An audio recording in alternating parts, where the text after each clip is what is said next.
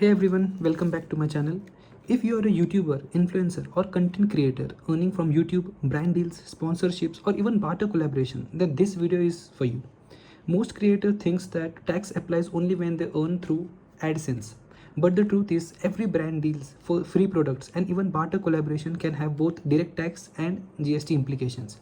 So in this video, I'm gonna explain you about how your YouTube and influencer income is taxed under direct tax and what are the GST implications applicable to creators and brand deals. So let's go. First we are going to talk about जो लोग YouTube से पैसा कमाते हैं वो कैसा कमा सकते हैं, उनके सोर्सेज क्या है इनकम का। तो पहला है गूगल एड रेवेन्यू। आपको मालूम है जब भी आप YouTube पे कोई भी वीडियो देखते हो तो उधर एक एडवर्टीजमेंट आती है आपको, तो वहाँ से यूट्यूबर से वो पैसा कमा सकते हैं। दूसरा आता है ब्रांड स्पॉन्सरशिप्स। ब्रांड का स्पॉन्सरशिप मतलब क्या, इसमें क्या होता है, कोई भी कंपनी होती है वो आप यूट्यूबर हो या इन्फ्लुएंसर हो, आपको वो क्या करेगी, पैसा देगी ताकि आप क्या करो, उनके जो प्रोडक्ट्स है उनको आप प्रमोट कर सको। थर्ड आता है एफिलिएट मार्केटिंग कमीशन। अभी आपको मालूम होता है बहुत सारे इन्फ्लुएंसर्स होते हैं, वो क्या करते हैं, आपको कोई लिंक शेयर करते हैं या एग्जांपल आपको बोलते हैं कि आप इस गेम को खेलिए एंड उसके साथ, जैसे कि रमी का एग्जांपल लेते हैं, आप रमी खेलिए और अगर आप स्पेसिफिक पर्सन का आप कोड यूज़ करते हो कोड, तो आपको 1000 का बोनस मिलेगा। तो ये सब क्या है, एक एफिलिएट मार्केटिंग के थ्रू आपको इनकम जनरेट हो सकती है। इसमें क्या होगा, जैसे ही आप उनका कूपन या उनका कोड लगा के उस ऐप को या उस गेम को खेलोगे तो उस बंदे को इतना इतना कमीशन मिलेगा। चौथा है मेंबरशिप। पांचवा आएगा पांचवा है पेड प्रमोशन एंड लास्ट है सेल ऑफ डिजिटल प्रोडक्ट्स या कोर्सेस। हम बात करेंगे डायरेक्ट टैक्स से क्या क्या इंप्लीकेशंस होते हैं। पहले तो समझ लो, ये जो आप इनकम कमा रहे हो यूट्यूब से, वो कौन सी इनकम है। क्या वो आपकी बिजनेस की इनकम है या ये आपकी इनकम फ्रॉम अदर सोर्सेस है। तो ये डिटरमाइन करने के लिए हम पहले देखेंगे इंटेंशन क्या है। आप यूट्यूब पे जो वीडियो बनाते हो उसका बनाने का आपका पर्पस क्या है। अगर आपका मोटिव है कि भाई हमें पैसा कमाने का है, प्रॉफिट कमाना है, या फिर अगर हमें अर्न करने का है, अगर आपका ये मोटिव है तो फिर ये आपकी बिजनेस की इनकम है।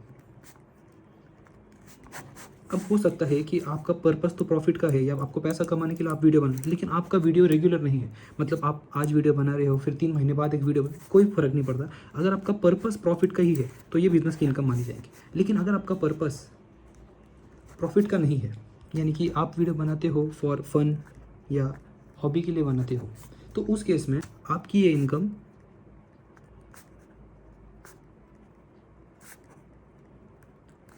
फ्रॉम अदर सोर्सेज में जाती है। इसका एक एग्जांपल ले लेते हैं। मान लो आपने पूरे एक साल में 3 से 4 वीडियो अपलोड किए और उसके बाद आपको एडसेंस से 20,000 रुपीज़ की इनकम जनरेट हुई, तो ये इनकम को हम इनकम फ्रॉम अदर सोर्सेज में दिखाएंगे। अब अगर आप कि यूट्यूब की इनकम बिजनेस की इनकम को आप ट्रीट करते हो, तो उस केस में कैसे होता है कि जब भी आप अपना ITR फाइल करोगे, तो ITR के अंदर आपके पास ऑप्शन, या तो आप ITR 3 फाइल करो या तो आप ITR 4 फाइल करोगे। 4 किसके लिए, अगर आप प्रिजम्पटिव में जाते हो, नहीं तो फिर 3 में जाते हो। अब जब मैं बोल रहा हूँ प्रिजम्पटिव, तो कौन सा section applicable, section number 44 ADA applicable होगा। इसमें क्या होता है कि आपको आपकी बुक्स कुछ मेंटेन करने की ज़रूरत नहीं है, किसके पास है, कितना पैसा है, किसको कितना पैसा दिया, कुछ बुक्स मेंटेन करने की ज़रूरत नहीं है। डायरेक्टली आप 50% जितना भी आपकी ग्रॉस इनकम होती है या फिर आपकी जो भी टोटल रिसीट है उसका 50% आपकी टैक्सेबल इनकम मानी जाएगी और आप उसके ऊपर डायरेक्टली टैक्स पे कर दोगे। लेकिन अगर आपकी बिजनेस की इनकम नहीं है और अगर आप उसे इनकम फ्रॉम अदर सोर्सेज में दिखाते हो, तो उस केस में जनरली आप ITR 1 फाइल करते हो। डिपेंड करता है अगर आपकी इसके अलावा और कोई इनकम है क्या।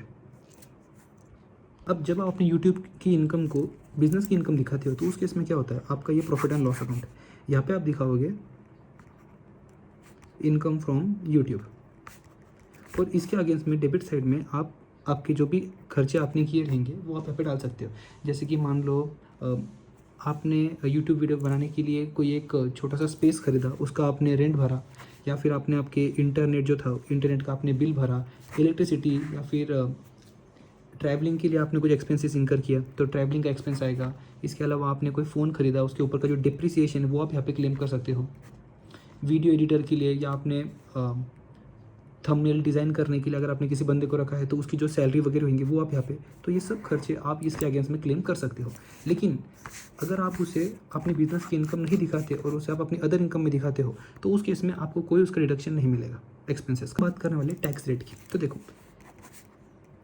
आप बिजनेस करो, बिजनेस में उसको इनकम को दिखाओ या अदर सोर्सेज में उसको दिखाओ, उससे कोई फ़र्क नहीं पड़ता। दोनों में टैक्स रेट एक तरह ही लगेगा, डिपेंड करता है आप हो कौन। अगर आप एक इंडिविजुअल हो तो आपको मालूम है slab rate, old slab rate और न्यू स्लैब रेट, इसके हिसाब से दिखाओगे। लेकिन अगर आप इंडिविजुअल नहीं हो और इसके अलावा आप कंपनी हो, LLP हो, तो उस केस में जो भी कॉर्पोरेट के जो टैक्स रेट है आपको वो एप्लीकेबल हो जाएंगे। अब इसके अलावा क्या होता है, TDS का भी इम्प्लीकेशन आता है। वो कई बार कैसे होता है, आप यूट्यूबर हो या आप कंटेंट क्रिएटर हो, जो बड़ी बड़ी कंपनी होती है वो क्या करती है, आपको पेमेंट करती है ताकि आप उनका जो प्रोडक्ट है उसे क्या करो, प्रमोट कर सको। इनडायरेक्टली आप इनको क्या कर रहे हो, प्रोफेशनल सर्विसेज प्रोवाइड कर रहे हो। इसलिए जब भी ये आपको पेमेंट करेंगे, मान लो आपको पेमेंट देना था 1 लाख रुपए का, तो क्या वो आपको 1 लाख देंगे? नहीं, वो आपको 90,000 देगी। 1 लाख रुपए था, इसके ऊपर 10% का TDS डिडक्ट होगा, जो कि होता है 10,000 रुपीज़।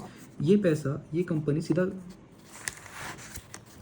10,000 का TDS डिडक्ट होगा। अब ये कंपनी क्या करेगी, जो ये 10,000 रुपये है ये सीधा जाके कंपनी गवर्नमेंट को दे देगी और आपके पास 90,000 आ जाएगा। अब जो 10,000 आपके पास कम आया उसका इम्प्लीकेशन कैसे होता है, जब भी आप अपना ITR फाइल करोगे तो उसके अंदर आपका जितना भी टैक्स आएगा, मान लो आपका टैक्स आता है 12,000 रुपीज़ का, उसमें से 10,000 रुपीज़ का जो ऑलरेडी कंपनी पे कर चुकी है वो माइनस होगा और 2,000 रुपये आपको पे करना पड़ेगा। मान लो आपका टैक्स नील आता है, आपके पास कोई टैक्स नहीं था, तो जो 10,000 रुपये कंपनी ने आपके बिहाफ पे डिडक्ट किया था, इतना आपको रिफंड मिल जाएगा।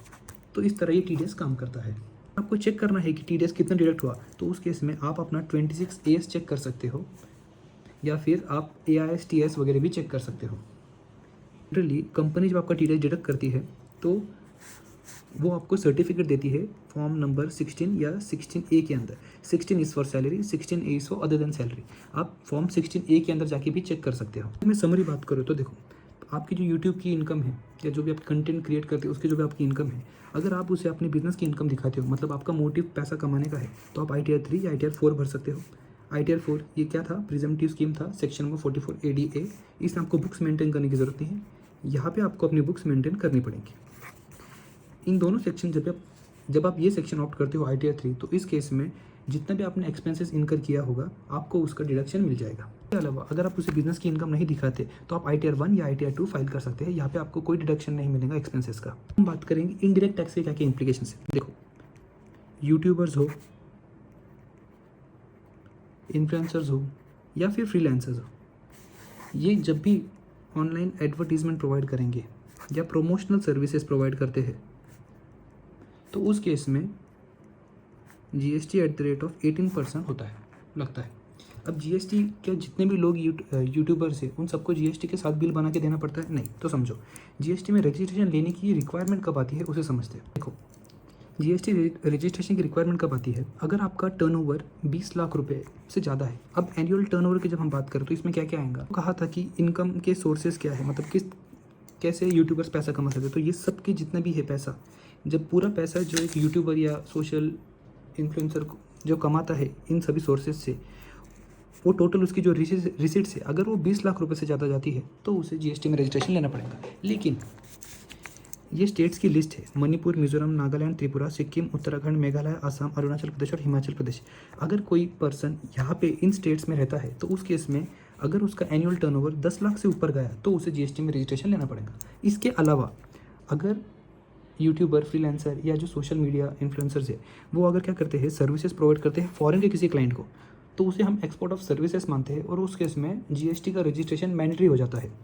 मतलब अगर आपने मान लो 10,000 रुपये की सर्विसेज दी किसी फॉरेन क्लाइंट को, तो भी आपको GST में कंपलसरी रजिस्ट्रेशन लेना पड़ेगा। लेकिन उसके लिए इसे एक्सपोर्ट ऑफ सर्विसेज होना बहुत ज़रूरी है। अब एक्सपोर्ट ऑफ सर्विसेज का मतलब क्या है, कंडीशन सेटिस्फाई करनी चाहिए। आज कौन सी, पहला आएगा जो सप्लायर है, मतलब आप इंडिया में होने चाहिए। रेसिपिएंट है, जिसको आप सर्विसेज दे रहे हो वो इंडिया के बाहर होना चाहिए।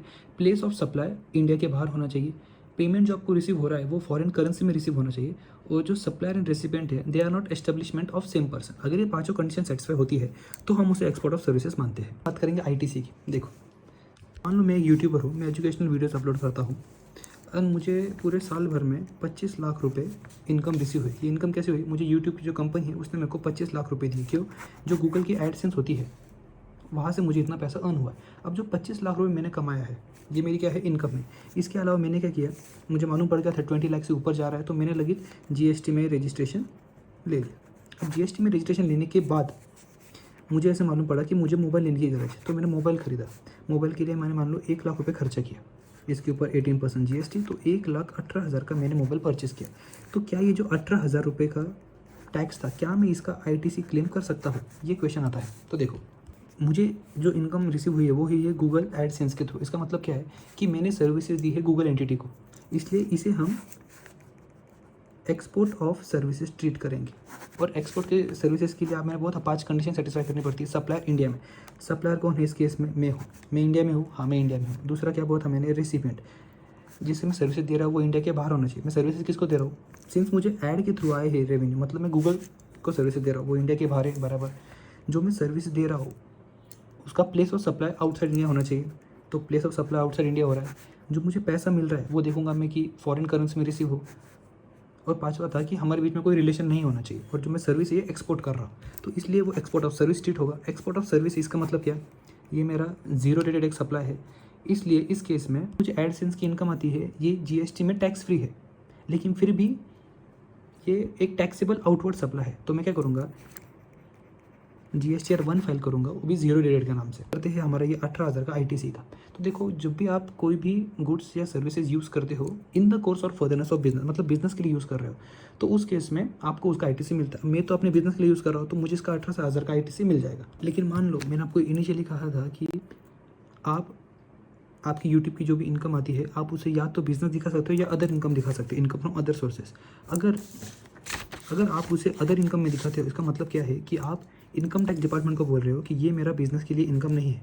तो इस केस में आप ये मत सोचना कि मैं 25 लाख जो आया है 20 लाख से ज़्यादा है इसलिए मैं GST में रजिस्ट्रेशन ले लूँगा, क्योंकि GST में रजिस्ट्रेशन लेने का मतलब होता है कि आप डिपार्टमेंट को बोल रहे हो कि हाँ ये मेरे बिजनेस का पर्पस है, मैं बिजनेस के लिए रजिस्ट्रेशन ले रहा हूँ। तो समझो ऐसे केस में क्या होगा, आप डायरेक्ट टैक्स का जो डिपार्टमेंट है उन्हें आप कह रहे हो कि ये आपका बिजनेस नहीं है, जबकि आप जो इनडायरेक्ट टैक्स का डिपार्टमेंट है उन्हें आप कह रहे हो ये आपका बिजनेस है। तो इस केस में ये मिसमैच डिक्लेयर हो जाएगा। और जैसा कि आपने डायरेक्ट टैक्स में कहा है, ये आपका सिर्फ एक हॉबी पर्पस के लिए आप वीडियोस अपलोड कर रहे हो, इसलिए आपको इनडायरेक्ट टैक्स में इसका ITC भी नहीं मिलेगा। इसके अलावा अगर आपने कोई इक्विपमेंट खरीदा है जैसे कि कैमरा या लाइटनिंग, या आपने अपने सॉफ्टवेयर के कोई टूल्स खरीदे हैं फॉर द पर्पस एडिटिंग, या फिर अगर आपने रेंट या फिर बोलो इलेक्ट्रिसिटी या प्रोफेशनल सर्विसेज जो आप प्रोवाइड करते हो, उसका भी आपको सबका ITC आपको मिल जाएगा। बस आपको क्या करना पड़ेगा? GSTR 1 और GSTR 3 भी ये फाइल करना पड़ेगा। आपको कहा था कि आप जो भी सर्विसेज प्रोवाइड कर रहे हो, जैसे कि आपको जो ऐड के थ्रू मिला, इसे हम एक्सपोर्ट ऑफ सर्विसेज मानते हैं। तो इस केस में आप क्या करते हो? आप एक LUT लेटर ऑफ अंडरटेकिंग है, इसको आप फाइल करते हो। और ये क्या होता है? ये आपको एक प्रूफ की तरह ट्रीट होता है कि हाँ भाई आपको जो पैसा मिला है वो क्यों हुआ है, ताकि आपने एक्सपोर्ट ऑफ सर्विसेज दिया है। हम बात करेंगे tax on brand collaboration and barter deals. देखो सिंपल है, मान लो मैं यूट्यूब का वीडियो अपलोड करता हूँ, एक कंपनी है, वो कंपनी मेरे पास आती है, मुझे बोलती है कि आप एक काम कीजिए, आप हमारा एक प्रोडक्ट है उसको आप प्रमोट कीजिए, और प्रमोट करने के बदले में हम आपको 20,000 रुपीज़ देंगे। अब देखो यहाँ पे पहला केस है कि उन्होंने मुझे कैश दिया है। तो इस केस में ये मेरी कौन सी इनकम है? देखो, जब भी आप कोई ब्रांड कोलैबोरेशन करते हो या आपको ब्रांड के थ्रू पैसा मिलता है, ये जनरली इन्फ्लुएंसर जो होते हैं उन्हें ये पैसा मिलता है, तो ये आपको 20,000 पूरा का पूरा टैक्सेबल इनकम होता है। तो इस केस में क्या होता है, मान लो उन्होंने आपको 20,000 दिया, तो आपका ये बिजनेस का इनकम है और आप PNL में 20,000 रुपये दिखाओगे। समझो, अगर मैं अपना जो यूट्यूब का वीडियो है वो फ़न या हॉबी के लिए बना रहा हूँ, तो मैंने उससे डायरेक्ट टैक्स में ऑलरेडी अदर इनकम में दिखा के रखा है। लेकिन जब भी मुझे ब्रांड कोलैबोरेशन के थ्रू मैं अर्न करता हूँ, तो मेरा जो ये हॉबी के लिए बनाने का था ये पूरा का पूरा कैंसिल हो जाता है। इनकम टैक्स हो या GST डिपार्टमेंट हो, वो इसे कमर्शियल एक्टिविटी ही मानते हैं, और मेरा इंटेंशन जो है that intention is to earn, ऐसा ही माना जाता है। इसलिए जब भी मुझे ब्रांड कोलैबोरेशन के पास से कुछ भी पैसा मिलेगा वो हमेशा मेरे बिजनेस की इनकम में माना जाएगा, और प्रॉफिट एंड लॉस अकाउंट में मैं यहाँ पे अपनी इनकम दिखाऊंगा 20,000 रुपीज़। कई बार ऐसा होता है कि मुझे जो पैसा मिला है कंपनी के पास से वो आफ्टर डिडक्टिंग TDS होता है। मतलब मान लेते हैं मुझे 25,000 रुपये मिलने वाला था, लेकिन जो कंपनी है उसने मेरे को 20,000 दिया, मतलब 5,000 का TDS काट के दिया। तो उस केस में क्या होता है? देखो, उस केस में मैं अपना जो प्रॉफिट एंड लॉस अकाउंट है वहाँ पे 25,000 दिखाऊंगा कि इनकम फ्रॉम ब्रांड कोलैबोरेशन। और जो मेरी बैलेंस शीट है, कंपनी ने तो 5,000 रुपये मेरे नाम का ऑलरेडी दे चुका है गवर्नमेंट को, तो उस केस में मैं क्या करूँगा? बैलेंस शीट में असेट में यहाँ पे मैं दिखाऊँगा TDS 5,000 रुपीज़। इस तरह मेरा जो इम्पैक्ट है वो 20,000 पे आ जाएगा। अब इसके लिए मैं जर्नल एंट्री क्या पास करूँगा? तो वो कंपनी थी, मान ले कंपनी A थी, तो debtors account debit to income from brand collaboration. यहाँ पे मैं दिखाऊंगा 25,000 रुपीज़, ये पहली एंट्री मैं पास करूँगा। और जैसे ही कंपनी मुझे पैसा देगी, ये बिलिंग के टाइम की एंट्री होगी, जब कंपनी मुझे पैसा देगी तो कैश और बैंक अकाउंट डेबिट में मैं दिखाऊंगा मुझे पैसा कितना मिल रहा, 20,000 रुपये। TDS रिसीवेबल जो मेरा असेट है वो कितने का है, 5,000 रुपीज़ का। टू डेटर्स जो कि है कंपनी ए, वो दिख जाएगा 25,000 रुपीज़ का। उस केस में जब मैं अपना ITR फाइल करूँगा तो उस केस में मैं उसे अपनी बिजनेस की इनकम दिखाऊँगा। केस कवर होता है जहाँ पे जो कंपनी है उसने मुझे, मैं यूट्यूब का वीडियो बनाता था, कंपनी ने मुझे इस बार पैसे नहीं दिया। अपना जो प्रोडक्ट था उसे प्रमोट करने के लिए कंपनी ने मुझे कुछ सर्विसेज दी या कुछ प्रोडक्ट दे दिया। मान लेते हैं मैं यूट्यूब का वीडियो बनाता हूँ, कंपनी ने मुझे कहा कि आप फेविकॉल की एडवर्टीजमेंट कर दो आपके यूट्यूब वीडियो में। मैंने वो एडवर्टीजमेंट कर दी, कंपनी ने मुझे एक टैबलेट दे दिया या फ़ोन गिफ्ट कर दिया कि पैसे के बदले। तो उस केस में क्या करना है, देखूंगा कि उन्होंने जो मुझे टैबलेट या फ़ोन दिया है उसकी फेयर मार्केट वैल्यू क्या है। मतलब आज मैं अगर मार्केट में वही फ़ोन खरीदने जाऊँ तो क्या प्राइस पे परचेस कर सकता हूँ। मान लेते हैं उसकी प्राइस आती है 60,000 रुपीज़, तो ये अब मेरी इनकम ट्रीट की जाएंगी। और जो मेरा प्रॉफिट एंड लॉस अकाउंट है यहाँ पे मैं दिखाऊंगा income from brand collaboration 60,000 rupees. ये जो फ़ोन मुझे मिला है 60,000 का, अगर मैं इसे अपने बिजनेस के लिए यूज़ करता हूँ तो उसके अगेंस्ट में जो डिप्रिसिएशन है वो मैं यहाँ पे क्लेम कर सकता हूँ। दोनों केसेस में भले मुझे कैश में पैसा मिले या मुझे कोई प्रोडक्ट या सर्विसेज मिले, मैं यहाँ पे एक्सपेंसेस क्लेम कर सकता हूँ। एग्जाम्पल लेते हैं, मान लेते हैं मैं एक सोशल मीडिया इन्फ्लुएंसर हूँ।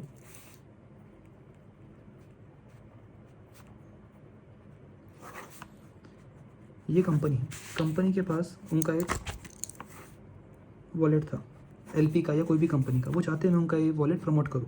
तो मैंने क्या किया, मैं यहाँ से गया पेरिस, ताकि पेरिस का जो एस्थेटिक व्यू है उसके हिसाब से मैं वीडियो बना सकूँ। मुझे वहाँ गया और वहाँ जाके मैंने इनका जो वॉलेट था वो प्रमोट किया।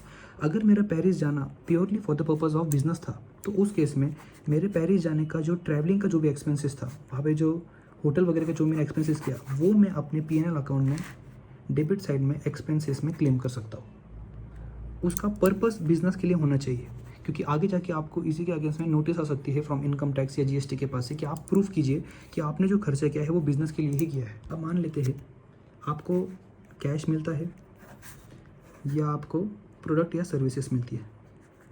अगर आपको कैश मिलता है तो उस केस में आपको क्या करना पड़ेगा, आपको सामने वाली कंपनी को एक इनवॉइस रेज करके देना पड़ेगा। और डिपेंड करता है, अगर आप GST में रजिस्टर्ड हो तो इनवॉइस के अगेंस्ट में प्लस जो भी आपका GST है, GST के साथ आप बिल बना के दोगे।